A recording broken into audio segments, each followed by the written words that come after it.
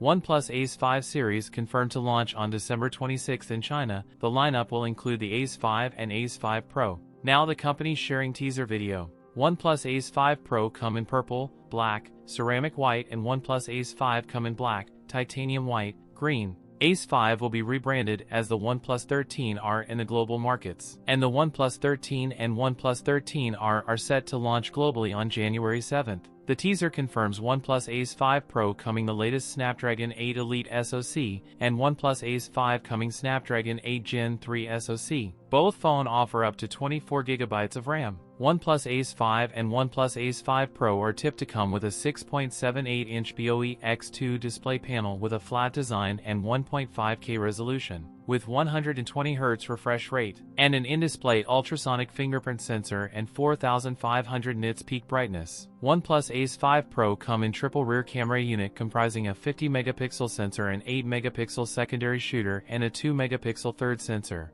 The OnePlus Ace 5 Pro carry a 6100 mAh battery with 100W charging support. That's it for today's video. If you enjoyed it, don't forget to like, comment, and subscribe for more content. Thanks for watching, and I'll see you in the next one.